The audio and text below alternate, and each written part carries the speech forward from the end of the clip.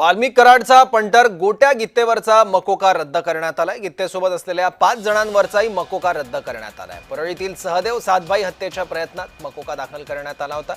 Police महासंचालकांनी 7 पैकी 5 जणांवरचा मकोका रद्द केलाय। मकोका रद्द केल्यामुळे जितेंद्र आव्हाडांनी सरकारवर टीका केली आहे।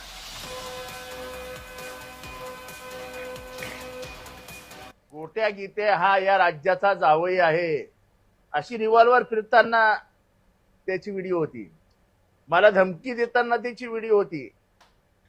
कोण विचारणार? अरे नशीब चांगला अजून वाल्मिक कराडला सोडला नाही यांनी,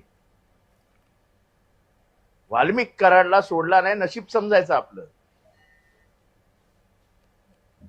एवढे गंभीर आरोप असताना गोट्या गुटे हा कमीत कमी 4-5 हत्यांमधला आरोपी आहे।